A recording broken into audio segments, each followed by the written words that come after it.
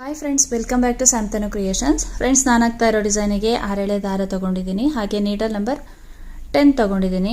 ಡಿಸೈನ್ನ start ಮಾಡೋಣ. ಸ್ಟಾರ್ಟಿಂಗಲ್ಲಿ lock ಮಾಡ್ಕೋಬೇಕು. ಈ ರೀತಿ ಬ್ಯಾಕ್ ಸೈಡ್ ಇರೋ ಥ್ರೆಡ್ನ ಫ್ರಂಟಿಗೆ ಎಳ್ಕೊಂಡು ನಾನಿಲ್ಲಿ ಸಿಂಗಲ್ ಕ್ರೋಶದಲ್ಲಿ ಲಾಕ್ ಮಾಡ್ತಾ ಇದ್ದೀನಿ. 2 ಸಲ ನಾವು ಸಿಂಗಲ್ ಕ್ರೋಶದಲ್ಲಿ ಈ ರೀತಿಯಾಗಿ ಲಾಕ್ ಮಾಡ್ಕೋಬೇಕಾಗುತ್ತೆ ಸ್ಟಾರ್ಟಿಂಗಲ್ಲಿ. ಇದಾದಮೇಲೆ ನಾನು 4 ಚೈನ್ಗಳನ್ನು ತಗೊಳ್ತಾ ಇದ್ದೀನಿ. 1 2 3 4 ಈ ರೀತಿ 4 ಚೈನ್ನ ತಗೊಂಡು ಆ 4 ಚೈನ್ ಕರೆಕ್ಟಾಗಿ ಎಲ್ಲಿಗೆ ಬರುತ್ತೆ ನೋಡಿಕೊಂಡು ಅದೇ ಪ್ಲೇಸಿಗೆ ಸಿಂಗಲ್ ಕ್ರೋಶದಲ್ಲಿ ಲಾಕ್ ಮಾಡ್ಕೋಬೇಕು. ನೋಡಿ, ಈ ರೀತಿ 4 ಚೈನ್ನ ಲಾಕ್ ಮಾಡ್ಕೋಬೇಕು. ಇವಾಗ ನಾನು 3 ಚೈನ್ಗಳನ್ನು ತಗೊಳ್ತಾ ಇದ್ದೀನಿ. 1 2 3 3 ಚೈನು ಕರೆಕ್ಟಾಗಿ ಅದು ಎಲ್ಲಿಗೆ ಬರುತ್ತೆ ನೋಡಿಕೊಂಡು ಅದೇ ಪ್ಲೇಸಿಗೆ ಲಾಕ್ ಮಾಡ್ಕೋಬೇಕು. ಈಗ ತ್ರಿಬಲ್ ಕ್ರೋಶನ ತಗೋಬೇಕು. ಸೂಜಿ ಮೇಲೆ 2 ಸಲ ದಾರ ತಗೊಂಡು ನಾವು ತ್ರಿಬಲ್ ಕ್ರೋಶನ ತಗೊಳ್ಳುವಂಥದ್ದು. ನೋಡಿ, ಈ ಥರ ಸೂಜಿ ಮೇಲೆ 2 ಸಲ ದಾರ ತಗೊಂಡು ಸ್ಲ್ಯಾಂಟಿಂಗ್ ಟೈಪಲ್ಲಿ ನೀಡಲ್ನ ಇಟ್ಟು, ಅಂದರೆ ಇಲ್ಲಿ ಸ್ವಲ್ಪ ಗ್ಯಾಪ್ ಇಟ್ಟು ಈ ರೀತಿ ಸ್ಲ್ಯಾಂಟಿಂಗ್ ಟೈಪಲ್ಲಿ ನೀಡಲ್ನ ಇಟ್ಟು ಅಲ್ಲಿಂದ ನಾವು ಒಂದು ತ್ರಿಬಲ್ ಕ್ರೋಶನ ತಗೋಬೇಕು. 2ರಲ್ಲಿ 1 ಮಾಡ್ಕೋಬೇಕು, ಮತ್ತೆರಡರಲ್ಲಿ 1 ಮಾಡ್ಕೋಬೇಕು, ಹಾಗೆ ಮತ್ತೆರಡರಲ್ಲಿ 1 ಮಾಡ್ಕೋಬೇಕು. ಈ ರೀತಿಯಾಗಿ ಒಂದು ತ್ರಿಬಲ್ ಕ್ರೋಶನ ತಗೊಂಡು ಥ್ರೆಡ್ನ ಎಳ್ಕೊಂಡು ಒಂದು ಬೀಡ್ಸ್ನ ಇನ್ಸರ್ಟ್ ಮಾಡ್ಕೋಬೇಕು. ಬೀಡ್ಸ್ ಇಷ್ಟ ಇಲ್ಲ ಅಂದರೆ ನೀವು ಅಲ್ಲಿ 2 ಚೈನ್ನ ತಗೋಬೋದು. ಬೀಡ್ಸ್ ಇನ್ಸರ್ಟ್ ಆದಮೇಲೆ ಒಂದು ಸಲ ಬೀಡ್ ಲಾಕ್ ಮಾಡ್ತಾ ಇದ್ದೀನಿ. ಇದಾದಮೇಲೆ ಸೂಜಿ ಮೇಲೆ 1 ಸಲ ದಾರ ತಗೊಂಡು ಈ ತ್ರಿಬಲ್ ಕ್ರೋಶಕ್ಕೆ ನಾವು ಥ್ರೆಡ್ನ ಈ ರೀತಿಯಾಗಿ ಒಳಗಡೆಯಿಂದ ಹೊರಗಡೆ ತಂದು ಇಟ್ಕೋಬೇಕು. ನೋಡಿ, ಈ ಥರ ಇನ್ನೊಂದು ಸಲ ಮಾಡ್ತಾ ಇದ್ದೀನಿ. ನೋಡಿ, ಈ ಥರ ಒಳಗಡೆಯಿಂದ ಹೊರಗಡೆ ತಂದು ಇಟ್ಕೋಬೇಕು. ಸೂಜಿ ಮೇಲೆ 1 ಸಲ ದಾರ ತಗೊಂಡು ಈ ರೀತಿಯಾಗಿ ನಾವು ಮಾಡ್ಕೋಬೇಕಾಗುತ್ತೆ. 3 ಸಲ ಮಾಡಿಕೊಂಡೆ. ಈಗ 4ನೇ ಸಲ ಸೂಜಿ ಮೇಲೆ 1 ಸಲ ದಾರ ತಗೊಂಡು ತ್ರಿಬಲ್ ಕ್ರೋಶದ ಒಳಗಡೆ ಹೋಗಿ ಈ ರೀತಿಯಾಗಿ ಥ್ರೆಡ್ನ ತಂದು ಹೊರಗಡೆ ತಗೊಬರಬೇಕು ನಾವು. ನೋಡಿ, ಈ ಥರ 3 ಇಲ್ಲ ಅಂದರೆ 4 ಸಲ ನಾವು ಈ ರೀತಿಯಾಗಿ ಮಾಡ್ಕೋಬೇಕಾಗತ್ತೆ.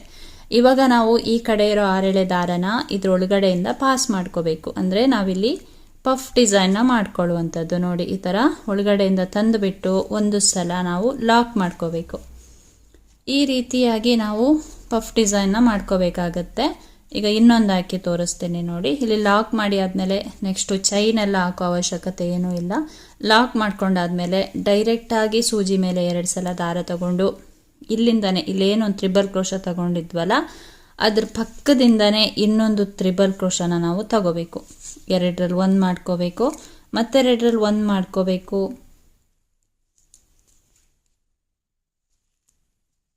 ಎರಡರಲ್ಲಿ 1 ಮಾಡಿಕೊಂಡು ಮತ್ತೆರಡರಲ್ಲಿ 1 ಮಾಡಿಕೊಂಡು ಮತ್ತೆರಡರಲ್ಲಿ 1 ಮಾಡ್ಕೋಬೇಕು. ಈ ರೀತಿಯಾಗಿ ತ್ರಿಬಲ್ ಕ್ರೋಶ ತಗೊಂಡಾದ್ಮೇಲೆ ಥ್ರೆಡ್ನ ಎಳ್ಕೊಂಡು ಒಂದು ಬೀಡ್ಸ್ನ ಇನ್ಸರ್ಟ್ ಮಾಡ್ಕೋಬೇಕು. ಬೀಡ್ಸ್ ಇನ್ಸರ್ಟ್ ಮಾಡಿ ಬೀಡ್ ಲಾಕ್ ಮಾಡಿ ಆದಮೇಲೆ ಸೂಜಿ ಮೇಲೆ 1 ಸಲ ದಾರ ತಗೊಂಡು ಈ ತ್ರಿಬಲ್ ಕ್ರೋಶ ಏನಿದೆ ಇದರಿಂದ ನಾವು 3 ಸಲ ಇಲ್ಲ ಅಂದರೆ 4 ಸಲ ಥ್ರೆಡ್ನ ಒಳಗಡೆಯಿಂದ ಹೊರಗಡೆ ಪಾಸ್ ಮಾಡ್ಕೋಬೇಕು. ನೋಡಿ, ಈ ಥರ 3 ಸಲ ಆಗಿದೆ. ಈಗ 4ನೇ ಸಲ ನೋಡಿ, ಈ ರೀತಿಯಾಗಿ ಥ್ರೆಡ್ನ ಒಳಗಡೆಯಿಂದ ಹೊರಗಡೆ ತಂದು ಆ ಕಡೆ ಇರೋ ದಾರನ ಇದ್ರೊಳಗಡೆಯಿಂದ ನಾವು ಈ ರೀತಿಯಾಗಿ ಪಾಸ್ ಮಾಡಿಕೊಂಡು ಒಂದು ಸಲ ಲಾಕ್ ಮಾಡ್ಕೋಬೇಕು. ಈ ರೀತಿಯಾಗಿ ನಾವು ಪಫ್ ಡಿಸೈನ್ನ ಮಾಡ್ಕೋಬೇಕು. ಇದೇ ಥರ ಟೋಟಲ್ ಆಗಿ 5 ಪಫ್ ಡಿಸೈನ್ಗಳನ್ನು ನಾವಿಲ್ಲಿ ಮಾಡ್ಕೋಬೇಕಾಗುತ್ತೆ. ಒಂದು ಆರ್ಚಲ್ಲಿ 5 ಪಫ್ ಡಿಸೈನ್ಗಳು ಬರಬೇಕು. ಆ ಥರ ನಾವಿಲ್ಲಿ 5 ಪಫ್ ಡಿಸೈನ್ಗಳನ್ನು ತ್ರಿಬಲ್ ಕ್ರೋಶದಿಂದ ಮಾಡಿಕೊಳ್ಳುವಂಥದ್ದು. ಫ್ರೆಂಡ್ಸ್, ನೋಡಿ, ನಾವು ಈ ರೀತಿಯಾಗಿ 5 ಪಫ್ ಡಿಸೈನ್ಗಳನ್ನು ಮಾಡ್ಕೋಬೇಕಾಗುತ್ತೆ. ಈ ಥರ ಬೀಡ್ಸ್ನ ಇನ್ಸರ್ಟ್ ಮಾಡಿಕೊಂಡು ಆರ್ಚ್ ಕಂಪ್ಲೀಟ್ ಆದಮೇಲೆ ಕರೆಕ್ಟಾಗಿ ಅದು ಎಲ್ಲಿಗೆ ಬರುತ್ತೆ ನೋಡಿಕೊಂಡು ಅಲ್ಲಿಗೆ ಸಿಂಗಲ್ ಕ್ರೋಶದಲ್ಲಿ ಲಾಕ್ ಮಾಡ್ತಾ ಇದ್ದೀನಿ. ಇದಾದಮೇಲೆ ನಾನಿಲ್ಲಿ 3 ಚೈನ್ಗಳನ್ನು ತಗೊಳ್ತಾ ಇದ್ದೀನಿ. ಅಂದರೆ ಆರ್ಚ್ ಆ ಕಡೆ ಈ ಕಡೆ 3 ಚೈನ್ಗಳು ಬರಬೇಕು. ಅದನ್ನು ಕರೆಕ್ಟಾಗಿ ನಾವು ಮಾಡ್ಕೋಬೇಕಾಗತ್ತೆ. ಯಾಕಂದರೆ ನೆಕ್ಸ್ಟು ಕೂಡ ಒಂದು ಸ್ಟೆಪ್ ಇರೋದ್ರಿಂದ ಈ ಥರ ಮಾಡ್ಕೋಬೇಕಾಗತ್ತೆ. ನಿಮಗೆ ಒಂದೇ ಸ್ಟೆಪ್ ಸಾಕು ಅಂತ ಹೇಳಿದ್ರೆ ಈ ಥರ ಮಾಡಿಕೊಂಡು ಆ ಕಡೆ 4 ಚೈನ್ನ ತಗೊಳ್ಳಿ. ನಾನಿಲ್ಲಿ ನೆಕ್ಸ್ಟ್ ಸ್ಟೆಪ್ ಮಾಡ್ತಾ ಇರೋದ್ರಿಂದ ಈ ಕಡೆ 3 ಚೈನು ಮತ್ತು ಇಲ್ಲಿ 3 ಚೈನ್ಗಳನ್ನು ಮಾಡ್ತಾ ಇದ್ದೀನಿ. 3 ಚೈನ್ಗಳಾದಮೇಲೆ ಈಗ 4 ಚೈನ್ನ ತಗೋಬೇಕು. 1 2 3 4 ಈ ರೀತಿ 4 ಚೈನ್ನ ತಗೊಂಡು ಅದು ಕರೆಕ್ಟಾಗಿ ಎಲ್ಲಿಗೆ ಬರುತ್ತೆ ನೋಡಿಕೊಂಡು ಅಲ್ಲಿಗೆ ಲಾಕ್ ಮಾಡ್ಕೊಳ್ಳುವಂಥದ್ದು. ನೆಕ್ಸ್ಟು 3 ಚೈನು ಇದನ್ನು ಲಾಕ್ ಮಾಡಿ ಮತ್ತೆ ನಾವು ಆರ್ಚ್ನ ಸ್ಟಾರ್ಟ್ ಮಾಡ್ಕೋಬೇಕು. ತ್ರಿಬಲ್ ಕ್ರೋಶ ತಗೊಂಡು ಪಫ್ ಡಿಸೈನ್ನ ಮಾಡ್ಕೋಬೇಕಾಗತ್ತೆ. ಇದೇ ಥರ ನಾವು ಡಿಸೈನ್ನ ಕಂಟಿನ್ಯೂ ಮಾಡ್ತಾ ಹೋದರೆ ಆಯಿತು. 2 ಸ್ಟೆಪ್ಪಲ್ಲಿ ಹಾಕುವಂಥ ಗ್ರ್ಯಾಂಡ್ ಡಿಸೈನ್ ಇದು. ತುಂಬಾ ಚೆನ್ನಾಗಿ ಬರುತ್ತೆ, ಹಾಕೋದು ಕೂಡ ತುಂಬ ಈಸಿ. ನೋಡಿ ಈ ರೀತಿಯಾಗಿ ನಾವು ತ್ರಿಬಲ್ ಕ್ರೋಶನ ತಗೊಂಡು ಈ ಥರ ಪಫ್ ಡಿಸೈನ್ಗಳನ್ನು ಹಾಕ್ತಾ ಹೋಗಬೇಕಾಗುತ್ತೆ. ಒಂದು ಆರ್ಚಲ್ಲಿ 5 ಬೀಡ್ಸ್ಗಳು ಬರುತ್ತೆ. ಹಾಗೆಯೇ ಆರ್ಚ್ ಆ ಕಡೆ ಈ ಕಡೆ 3 ಚೈನ್ಗಳನ್ನು ಹಾಕ್ಕೋಬೇಕು ನಾವು. ಫ್ರೆಂಡ್ಸ್ ನೋಡಿ ಇಲ್ಲಿ ಆರ್ಚ್ ಕಂಪ್ಲೀಟ್ ಆಗಿದೆ. ಆರ್ಚ್ ಕಂಪ್ಲೀಟ್ ಆದಮೇಲೆ ಇಲ್ಲಿ ಲಾಕ್ ಮಾಡ್ತಾ ಇದ್ದೀನಿ. ಮತ್ತು ನಾವು 3 ಚೈನ್ಗಳನ್ನು ತಗೋಬೇಕು. 3 ಚೈನ್ ಎಲ್ಲಿಗೆ ಬರುತ್ತೆ ನೋಡಿಕೊಂಡು ಅಲ್ಲಿಗೆ ಲಾಕ್ ಮಾಡಿ ನೆಕ್ಸ್ಟು ಕುಚ್ಚಿಗೆ 4 ಚೈನ್ನ ತಗೊಳ್ತಾ ಇದ್ದೀನಿ.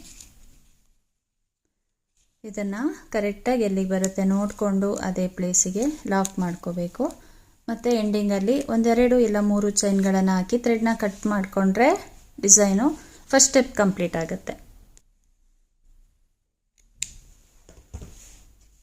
ನೋಡಿ ಈ ರೀತಿಯಾಗಿ ನಾವು ಫಸ್ಟ್ ಸ್ಟೆಪ್ನ ಮಾಡಿಕೊಡುವಂಥದ್ದು. ಹಾಗೆ ನಿಮಗೆ ಡಿಸೈನ್ ಇಷ್ಟೇ ಸಾಕು ಅಂತ ಹೇಳಿದರೆ ಮಾಡ್ಕೋಬೋದು. ಇಲ್ಲಿ 3 ಚೈನ್ನ ಹಾಕ್ಕೋಬೇಕಾಗಿಲ್ಲ, ಆವಾಗ 4 ಚೈನ್ನ ಹಾಕಿ ಈ ರೀತಿ ಆರ್ಚ್ನ ಸ್ಟಾರ್ಟ್ ಮಾಡ್ಕೋಬೋದು. ಅದು ಕೂಡ ತುಂಬಾ ಚೆನ್ನಾಗಿ ಕಾಣಿಸುತ್ತೆ. ಒಂದೇ ಸ್ಟೆಪ್ಪಲ್ಲಿ ಮುಗ್ದೋಗುತ್ತೆ. ನಾನಿಲ್ಲಿ ಗ್ರ್ಯಾಂಡಾಗಿ ಕಾಣಿಸ್ಬೇಕು ಅಂತ ಇನ್ನೂ ಒಂದು ಸ್ಟೆಪ್ಪಲ್ಲಿ ಹಾಕಿ ತೋರಿಸ್ತೀನಿ. ಫ್ರೆಂಡ್ಸ್ ಇವಾಗ ನೆಕ್ಸ್ಟ್ ಸ್ಟೆಪ್ ಮಾಡೋಣ. ನೆಕ್ಸ್ಟ್ ಸ್ಟೆಪ್ ಕೂಡ ಫಸ್ಟ್ ಹಾಕಿದ್ವಲ್ಲ ಇದೇ ಥರ ಬರುತ್ತೆ ಡಿಸೈನು, ಆದರೆ ಈ ಥರ ಬೀಡ್ಸ್ನ ಇನ್ಸರ್ಟ್ ಮಾಡೋದಿಲ್ಲ. ಅಲ್ಲಿ ತೋರಿಸ್ತೀನಿ ನೋಡಿ. ಸ್ಟಾರ್ಟಿಂಗಲ್ಲಿ ಲಾಕ್ ಮಾಡ್ಕೋಬೇಕು. ಈ ಥರ ಲಾಕ್ ಮಾಡಿ ಆದಮೇಲೆ 4 ಚೈನ್ ಬರುತ್ತೆ. 1 2 3 4. ಈ 4 ಚೈನ್ನ ಪ್ರೀವಿಯಸ್ ಸ್ಟೆಪ್ಪಲ್ಲಿ ಲಾಕ್ ಮಾಡಿರ್ತೀವಲ್ವ ಅದೇ 4 ಚೈನ್ ಗ್ಯಾಪಲ್ಲಿ ಲಾಕ್ ಮಾಡ್ಕೋಬೇಕು. ಇದಾದಮೇಲೆ ಇಲ್ಲಿ 3 ಚೈನ್ ಏನು ತೊಗೊಂಡಿರ್ತೀವಿ ಪ್ರೀವಿಯಸ್ ಸ್ಟೆಪ್ಪಲ್ಲಿ ಅಲ್ಲಿಗೆ ಹೋಗಿ ಒಳಗಡೆ ಹೋಗಿ ಒಂದು ಸಲ ಲಾಕ್ ಮಾಡ್ಕೋಬೇಕು. ನೋಡಿ ಈ ಥರ. ಇದಾದಮೇಲೆ ಸೂಜಿ ಮೇಲೆ ಒಂದು ಸಲ ದಾರ ತಗೊಳ್ತಾ ಇದ್ದೀನಿ. ಇದನ್ನು ನಾವು ಇಲ್ಲಿಂದ ತಗೋಬೇಕಾಗತ್ತೆ. ಆರ್ಚ್ ಮಾಡಿದ್ವಲ್ಲ, ಆರ್ಚ್ ಅಂದರೆ ಇದು ಪಫ್ ಡಿಸೈನ್ ಏನು ಮಾಡಿರ್ತೀವಿ ಅದಕ್ಕಿಂತ ಮುಂಚೆ ಈ ಗ್ಯಾಪ್ ಏನಿದೆ ಇಲ್ಲಿಂದ ನಾವು ಡಬಲ್ ಕ್ರೋಶನ ತಗೋಬೇಕು. ಇಲ್ಲಿಂದ ತಗೋಬಾರ್ದು, ಇಲ್ಲಿಂದ ತಗೋಬೇಕಾಗತ್ತೆ. ನೋಡಿ ಈ ಥರ 2ರಲ್ಲಿ 1 ಮಾಡ್ಕೋಬೇಕು. ಸೂಜಿ ಮೇಲೆ ಒಂದು ಸಲ ದಾರ ತಗೊಂಡು ಈ ಗ್ಯಾಪಿಂದ ನಾವು ಡಬಲ್ ಕ್ರೋಶನ ತಗೊಳ್ಳುವಂಥದ್ದು. 2ರಲ್ಲಿ 1 ಮಾಡ್ಕೋಬೇಕು.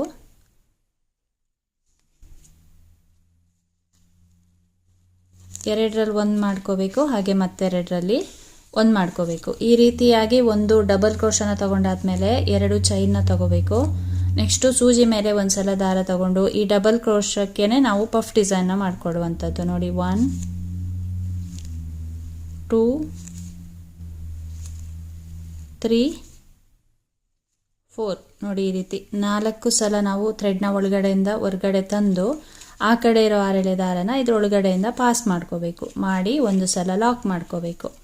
ಈ ಥರ ನಾವು ಪಫ್ ಡಿಸೈನ್ನ ಮಾಡ್ಕೋಬೇಕಾಗತ್ತೆ. ಇದಾದಮೇಲೆ ಸೂಜಿ ಮೇಲೆ ಒಂದು ಸಲ ದಾರ ತಗೊಂಡು ನೆಕ್ಸ್ಟು ಇಲ್ಲೇನು ಗ್ಯಾಪ್ ಇದೆ ಅಲ್ವಾ, ಈ ಪಫ್ ಡಿಸೈನ್ ಆದಮೇಲೆ ಗ್ಯಾಪು ಇಲ್ಲಿಂದ ನಾವು ಒಂದು ಡಬಲ್ ಕ್ರೋಶನ ತಗೋಬೇಕು. 2ರಲ್ಲಿ 1 ಮಾಡ್ಕೋಬೇಕು. ಮತ್ತು 2ರಲ್ಲಿ 1 ಮಾಡ್ಕೋಬೇಕು.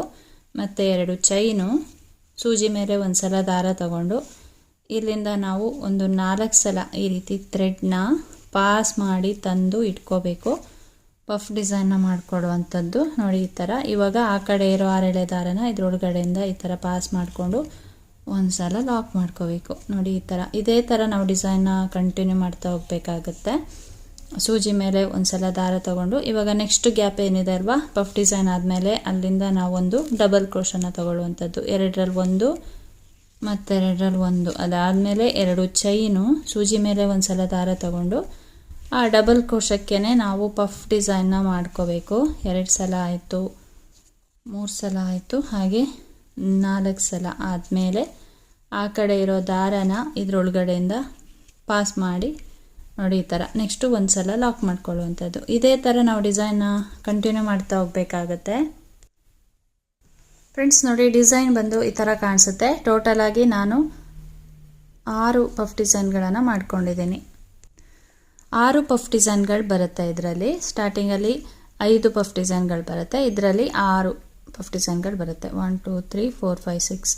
ನೋಡಿ ಈ ಥರ ಆರ್ಚ್ ಕಂಪ್ಲೀಟ್ ಆದಮೇಲೆ ಇದನ್ನು 3 ಚೈನ್ ಏನಿದೆ ಇದರೊಳಗಡೆ ಹೋಗಿ ಒಂದು ಸಲ ನಾವು ಸಿಂಗಲ್ ಕ್ರೋಶದಲ್ಲಿ ಲಾಕ್ ಮಾಡ್ಕೋಬೇಕು. ಇಲ್ಲಿ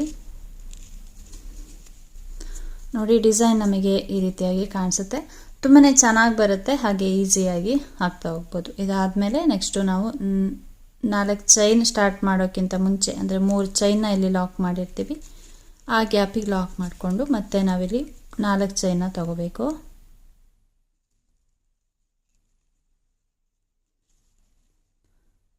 ಈ ರೀತಿ ಸಿಂಗಲ್ ಕ್ರೋಶದಲ್ಲಿ ಲಾಕ್ ಮಾಡಿಕೊಂಡು ನೆಕ್ಸ್ಟು 3 ಚೈನ್ ಏನಿದೆ ಅದರೊಳಗಡೆ ಹೋಗಿ ಒಂದು ಸಲ ಲಾಕ್ ಮಾಡ್ಕೋಬೇಕು. ಇದಾದಮೇಲೆ ನಾವು ಮತ್ತೆ ಇಲ್ಲಿಂದ ಸೂಜಿ ಮೇಲೆ ಒಂದು ಸಲ ದಾರ ತಗೊಂಡು ಈ ಗ್ಯಾಪಿಂದ ನಾವೊಂದು ಡಬಲ್ ಕ್ರೋಶನ ತಗೊಂಡು ಪಫ್ ಡಿಸೈನ್ನ ಮಾಡ್ಕೋಬೇಕಾಗತ್ತೆ. ಟೋಟಲ್ ಆಗಿ 6 ಪಫ್ ಡಿಸೈನ್ಗಳು ಇಲ್ಲಿ ಬರುತ್ತೆ ನಮಗೆ. ಇದೇ ಥರ ಫ್ರೆಂಡ್ಸ್ ನೋಡಿ, ಡಿಸೈನ್ ಕಂಪ್ಲೀಟ್ ಆದಮೇಲೆ ಈ ರೀತಿಯಾಗಿ ಕಾಣಿಸುತ್ತೆ. ನೀವು ಬೇಕು ಅಂದರೆ ಇಲ್ಲಿ ಒಂದು ಪಫ್ ಡಿಸೈನ್ ಕಂಪ್ಲೀಟ್ ಆದಮೇಲೆ ಒಂದು ಚೈನ್ ಕೂಡ ತಗೋಬೋದು. ನಾನಿಲ್ಲಿ ತಗೊಂಡಿಲ್ಲ, ಡೈರೆಕ್ಟಾಗಿ ಡಿಸೈನ್ನ ಹಾಕ್ಕೊಂಡು ಹೋಗಿದ್ದೀನಿ. ಲಾಸ್ಟಲ್ಲಿ 4 ಚೈನ್ನ ತಗೊಂಡು ಇಲ್ಲಿ ಎಂಡಿಂಗಲ್ಲಿ ಲಾಕ್ ಮಾಡ್ತಾ ಇದ್ದೀನಿ.